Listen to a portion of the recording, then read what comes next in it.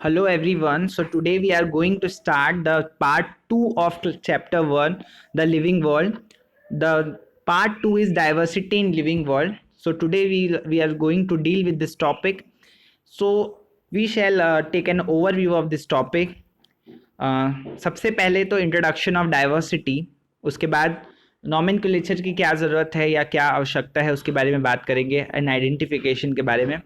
Then nomenclature, then identification, then standardization of naming, then binomial nomenclature, which is the major type of nomenclature in the systematics. Okay, then rules of writing name under the binomial nomenclature. So what are the rule we have to follow under this writing in binomial nomenclature. Then classification of organism, and what is classification, how an organism classified into the various group and classes. Then taxonomical hierarchy, we'll see the species to kingdom type of taxas or taxon categories. And then example of homo sapiens, we will see that it will be the more clear how an organism can be classified into the subgroups and families and categories. Then reference we will see. Okay, so starting from the introduction to diversity.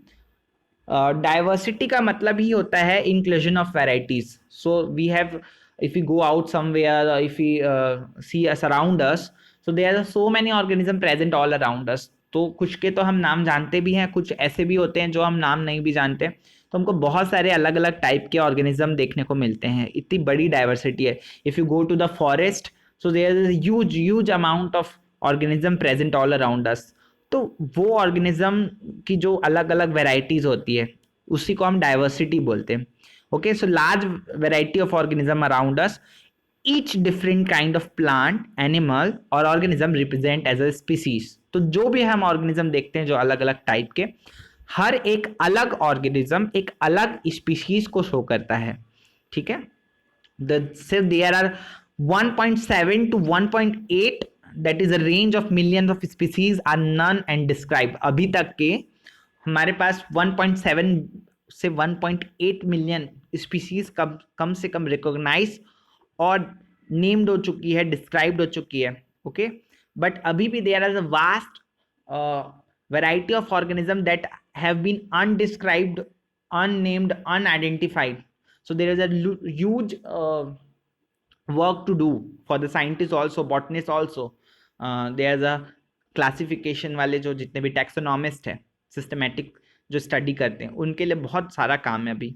ठीक है, this refer to the biodiversity और the number and types of organism present on the earth. तो ये पूरी इतनी बड़ी biodiversity है जिसकी जो हमारे लिए नन भी है और जो नहीं भी है, वो सब बायोडाइवर्सिटी के अंदर इंक्लूड होते हैं.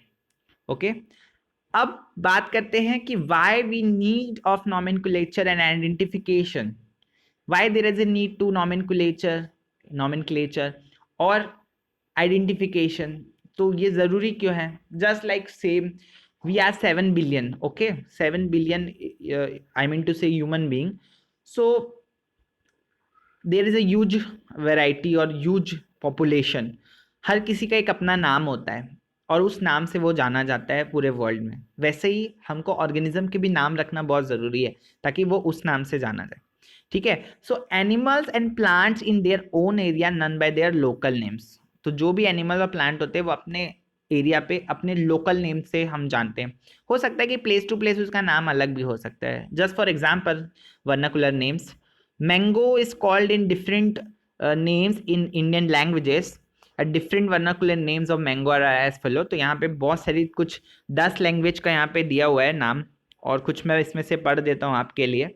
तमिल को है अम्बिराम. ओके, मलयालम में मैंगा, तेलुगु में अमारू अमरमू. ओके, कन्नड़ा में आम्रा, हिंदी में आम. ठीक है, गुजराती में करीनो, मराठी में अमचूर, पंजाबी में अम्ब, बंगाली में आम. ठीक है, तो ये आप देख सकते हैं कि विद इन अ कंट्री, एक कंट्री के अंदर भी अलग अलग लैंग्वेजेस में उसका एक आम का नाम अलग अलग है. तो आप इमेजिन कर सकते हो देयर आर कितनी सारी कंट्री है हमारे वर्ल्ड में. ओके, मोर देन 200 कंट्रीज में कितने कितने नाम से इनको जाना, इस नाम को जाना जाता होगा. So this name vary place to place even within a country, within a region, within a place. तो ऐसे कैसे पॉसिबल होगा कि एक नाम सबका रखे? ठीक है, this will create the confusion among the scientist of different region of the world. Okay, तो scientist have very difficulty to conversate between among them. तो उनके बीच में ही वो कन्वर्सेशन में वो नाम अगर दूसरे दूसरे लेंगे तो उनको एक्सप्लेन करने में ही लग जाएगा। और हर time we can show photo ना सब समय, तो it is hard to explain about any living organism और other person to different language और रीजन। तो ऐसे ही सब सब चीज़ों के नाम, नॉट ओनली मैंगो, सब चीज़ों के नाम ऐसे ही अलग अलग हैं, अलग अलग रीजन में अलग अलग है। हो सकता है जो हम जिसको कैट बोलते हैं या हिंदी में बिल्ली बोलते हैं उसको किसी और जापानीज में कुछ और ही बोलते होंगे। तो हाउ इट इज पॉसिबल कि आप जापानीज को समझा पाए कि बिल्ली को आप बिल्ली बताना चाह रहे हैं, unless you have a photo और फोटोग्राफ। ठीक है, तो it is hard to explain about any living organism to other person of a different language or reason. So there should be a unification. Okay, so there is a need of unification of name of organism. तो unify होना बहुत ज़रूरी है। तो इसके लिए फिर आया नॉमेनक्लेचर। नॉमेनक्लेचर को हिंदी में बोलते हैं नामकरण। जनरली जब किसी भी फैमिली में एक बेबी होता है उसका एक रिचुअल होती है जिसको हम नामकरण बोलते हैं। उसमें उसका नाम रखा जाता है और उसी नाम से फिर वो पूरे वर्ल्ड में या पूरे स्कूल में जहाँ पे भी उसका नाम बुलाया जाता है, स्टेज नेम जो भी उसका नेम रखा जाता है और उसी नाम से वो पहचाना जाता है। ठीक है, जैसे कि मेरा नाम शिवम है तो सब लोग मुझे शिवम के नाम से जानते हैं all over the world. Even I go to Japan, China, America, somewhere. तो जब आप यहाँ जाएंगे तब भी मेरा नाम सेम ही रहेगा। हाँ, हो सकता है एक्सेंट अलग हो जाएगा। हिंदी में मुझे शिवम बोलते हैं तो मे बी अमेरिकन मुझे शिवम या कुछ और मे बी उनका एक्सेंट जिस तरीके का होता होगा तो उस तरीके से मुझे बोलेंगे, लेकिन नेम तो सेम रहेगा। वैसे ही सब चीज़ का नाम सेम हो तो there is a need to standardise the name of living organism such that particular organism is known by the same name all over the world। एक ही नाम से सारे जगह जाना जाए, ऐसा स्टैंडर्डाइजेशन होना चाहिए नेम में ऑर्गेनिज्म के। सो उस प्रोसेस को बोलते हैं, स्टैंडर्डाइजेशन के प्रोसेस को बोलते हैं nomenclature of the living organism. Okay, identification क्या हो गया? अब नाम जुड़ रहा है तो उसका पहचान भी जुड़ेगी। ठीक है, nomenclature or naming is only possible when the organism is described correctly and we know that what organism name is attached to। मतलब हमको पहले तो ऑर्गेनिज्म सही डिफाइन होना चाहिए और डिस्क्राइब होना चाहिए, और उसके बाद किस नाम को किस ऑर्गेनिज्म के साथ जोड़ के देखा जा रहा है वो भी हमको डिस्क्राइब होना चाहिए।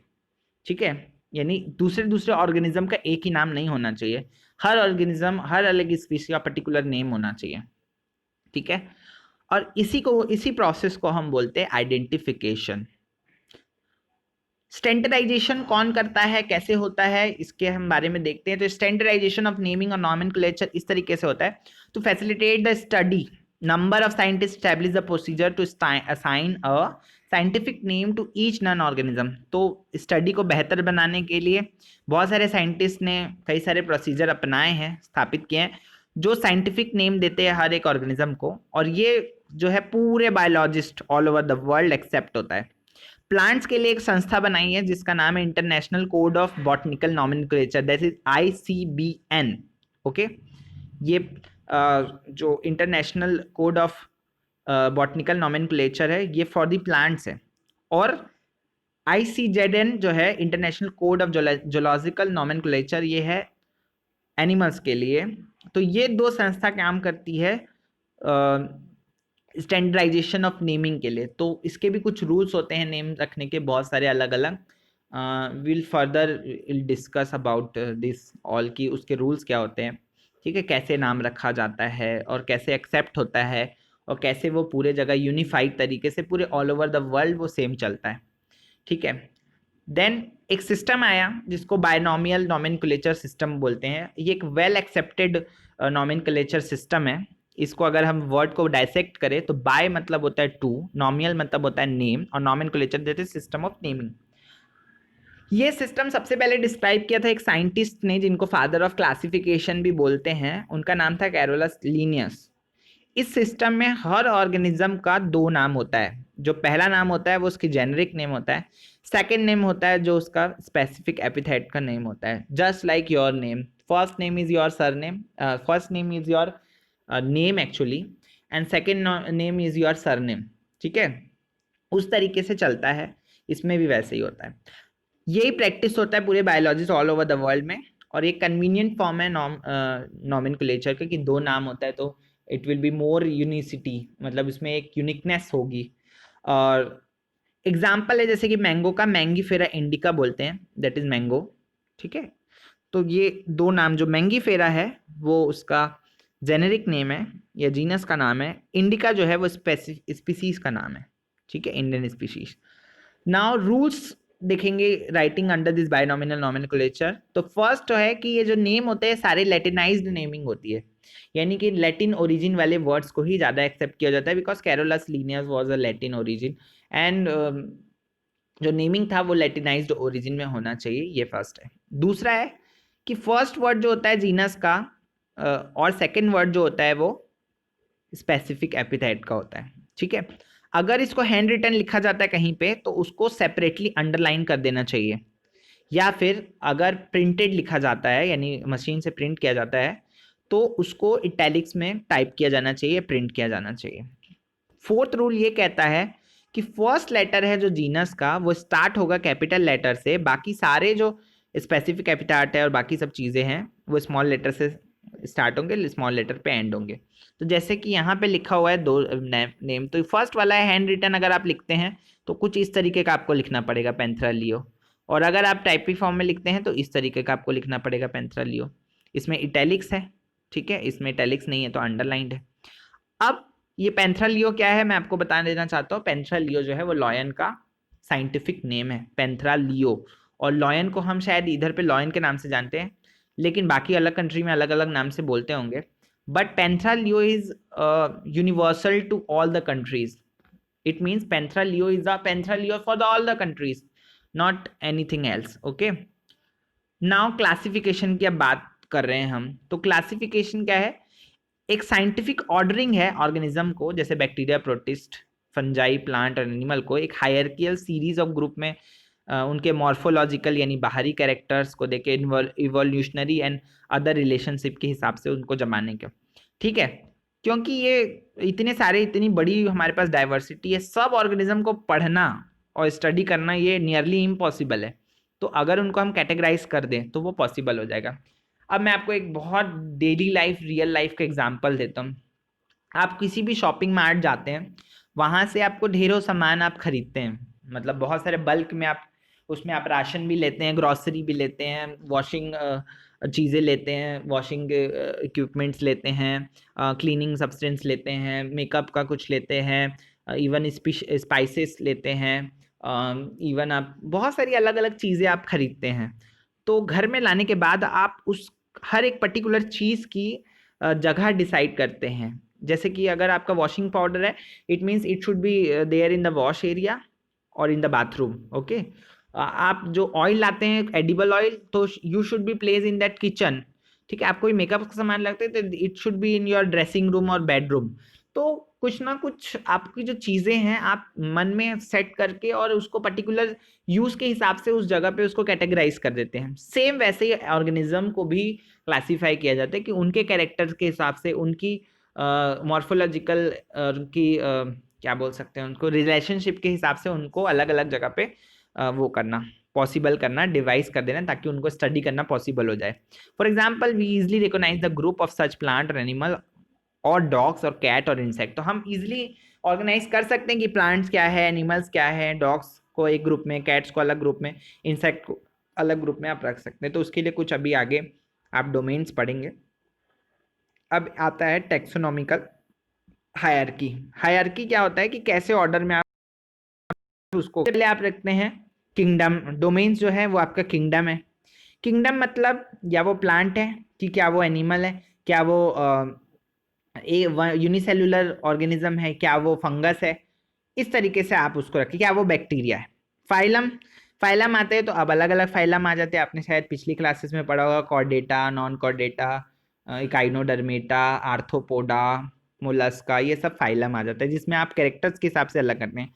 क्लास जो रहती है वो एकदम थोड़े और रिलेटेड ऑर्गेनिज्म का, देन ऑर्डर, फैमिली, जीनस और स्पीसीज। यानी ऊपर सबसे ज़्यादा वेरिएशन होता है और नीचे आते जाते तक बहुत करीबी जो ऑर्गेनिज्म होते हैं उनको प्लेस किया जाता है।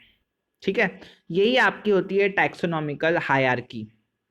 तो सबसे पहले हायरार्की हम नीचे से स्टार्ट करते हैं, दैट इज स्पीशीज। स्पीशीज क्या होता है?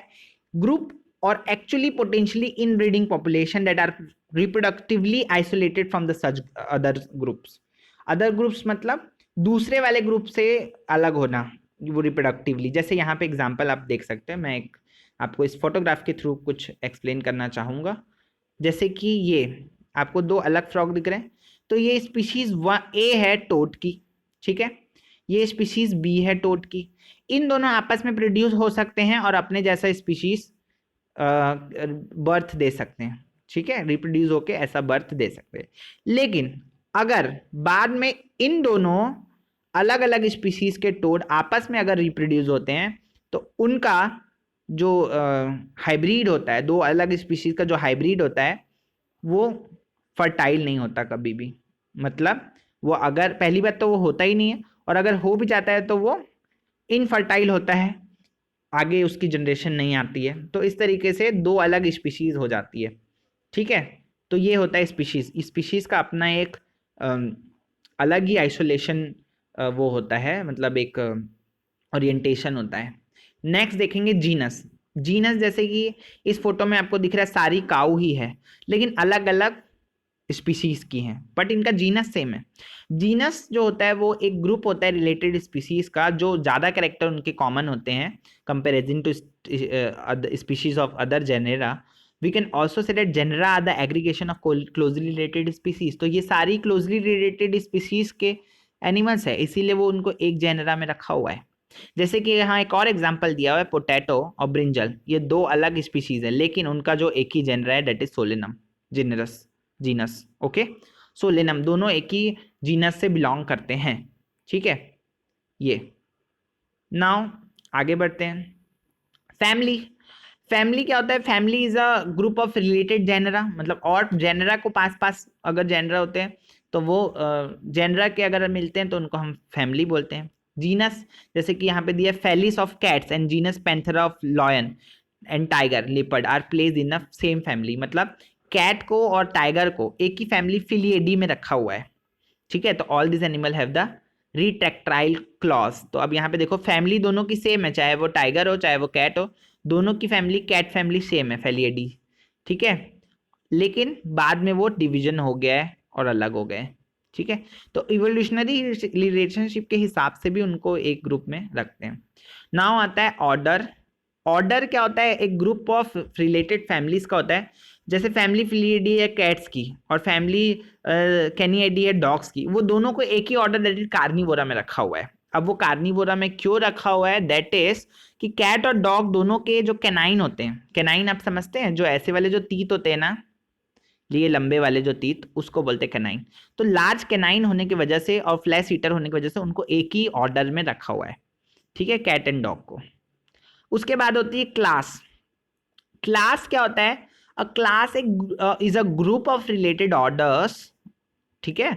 ऑर्डर अगर एक कॉमन ऑर्डर वाले जो होते हैं उसको एक क्लास में रख सकते हैं, जैसे the order of rodentia of rat and lagomorpha of rabbit and carnivora of cat and dog having the all having hair. मतलब जितने भी एनिमल मैंने गिनाए अभी, रैट हो गया, रैबिट हो गया, ये सारे जो है वो उनके हेयर होते हैं, मिल्क ग्लैंड्स होती है, तो उनको एक ही क्लास में रखा गया, मैमेलिया, ठीक है। तो ये इस तरीके से क्लास होती है। तो यहाँ पे डिफरेंट डिफरेंट क्लासेस है, mammal, fish, birds, reptile, amphibian. तो ये सब क्लासेस हैं कौन से फाइलम की? वर्टिब्रेट की। अब नाउ एक नया वर्ड इंट्रोड्यूस हो गया, फाइलम या डिवीजन। डिवीजन ऑफ फाइलम क्या होता है? Phylum is a group of related animal classes, मतलब एक ही जैसे एनिमल को एक ही फाइलम में रखते हैं। A group of plant related classes is called division. तो डिवीजन, प्लांट जब हम पढ़ते हैं तो उनमें डिवीजन होता है, जब एनिमल पढ़ते हैं तो हम उसको फाइलम में रखते हैं, ठीक है। तो जैसे कि यहाँ पे अलग अलग फाइलम के आपको अलग अलग ऑर्गेनिज्म दिख रहे हैं जो अलग अलग फाइलम से बिलोंग करते हैं। लास्ट में आता है जो सबसे हाईएस्ट कैटेगरी होती है, दैट इज किंगडम। ये सबसे हाईएस्ट कैटेगरी है। ये group of phylum division which are certain common characteristic all phyla of animal lack cell wall, जैसे जितने भी एनिमल के फाइलम है उसमें सेल वॉल नहीं होती, क्लोरोफिल नहीं होता, और उनको किंगडम एनिमेलिया में रखा होता है। ठीक है, जैसे सारी डिवीजन है प्लांट के, सब में रिजिड सेल वॉल होगी। ठीक है, और उनको प्लांट्स किंगडम में रखे जाते, तो इस तरीके से अलग अलग किंगडम है, एनिमल किंगडम है, प्लांट किंगडम है, फंगस का किंगडम है, प्रोटिस्ट का है, यू बैक्टीरिया, आर्की बैक्टीरिया का अलग अलग किंगडम्स है। ठीक है, तो कई तरीके के क्लासिफिकेशन है, कई में दो किंगडम में क्लासीफाई किया है, किसी में 5 किंगडम में क्लासीफाई किया हुआ है, किसी में 6 किंगडम में क्लासीफाई किया हुआ, अलग अलग साइंटिस्ट के हिसाब से अलग अलग क्लासिफिकेशन चलता है। जब आप अभी आगे के चैप्टर्स पढ़ेंगे तो उसमें क्लासिफिकेशन एक अलग से ही टॉपिक आएगा, अभी सिर्फ हम बेसिक क्लासिफिकेशन के एथिक्स और बेसिक नॉमेनक्लेचर पढ़ रहे हैं। ठीक है, अब एग्जाम्पल ले लेते हैं होमोसेपियंस यानी कि ह्यूमन बीइंग का। ह्यूमन बीइंग जो होता है उसको किंगडम एनिमेलिया में रखा हुआ है। ठीक है, फाइलम उसका कॉर्डेटा है, क्लास उसकी मैमेलिया है, फैमिली उसकी होमोनॉइडी है। ठीक है, ऑर्डर प्राइमेटा, जीनस होमो और स्पीसीज सेपियंस। ठीक है, तो इसको किस उसमें बेसिस पे किया हुआ है ह्यूमन बीइंग को? एनिमेलिया यानी कि ह्यूमन बीइंग एक एनिमल है, all we know that human being is a animal. Chordata क्यों? क्योंकि इसके में बैकबोन होती है पीछे, तो जो भी एनिमल की बैकबोन होती है पीछे तो उसको हम बोलते हैं कॉर्डेट्स। ठीक है, मैमेलिया इसलिए क्योंकि इसमें मैमेरी ग्लैंड होती है प्लस बॉडी में हेयर होते हैं। ठीक है, इसलिए उसको मैमल में रखा हुआ है। होमोनॉइडी जो जिसमें चिंपांजी, एप, गोरिल्ला सब आते हैं। ठीक है, जो एक अर्बोरियल लाइफ वाले जो एनिमल है। प्राइमेटा इसलिए क्योंकि इनमें एक साइकिल चलती है जिसको मेंस्ट्रुअल साइकिल बोलते हैं। ठीक है, सीजनल ब्रीडर नहीं होते हैं ये, कंटिन्यूस ब्रीडर होते हैं। होमोसेपियंस, होमो जीनस का नाम है और सेपियंस जो है वो स्पीशीज का नाम है, ये स्पेसिफाइड है। होमोसेपियंस और किसी भी ऑर्गेनिज्म का पूरे वर्ल्ड में नाम नहीं रखा गया है, only for the human being. और ऐसा भी नहीं है कि ऑस्ट्रेलिया के ह्यूमन बींग्स का कुछ और नाम है, अमेरिका के ह्यूमन बींग्स का कुछ और नाम है, इंडिया का, इसमें कोई भी सेक्स, जेंडर, कलर इसके हिसाब से डिफ्रेंशिएट नहीं किया हुआ है। ठीक है, सारे ह्यूमन बींग चाहे वो किसी भी कलर, किसी भी रेस, किसी भी सेक्स, किसी भी जेंडर, किसी भी पर्टिकुलर रीजन, डेमोग्राफिक से बिलोंग करते हो, सबका नाम होमोसेपियंस ही है। ठीक है, it is a scientific name. So reference I have taken from all this content, you can also go through. And thank you for watching this video. I hope you enjoy the video and also understand the topic very well.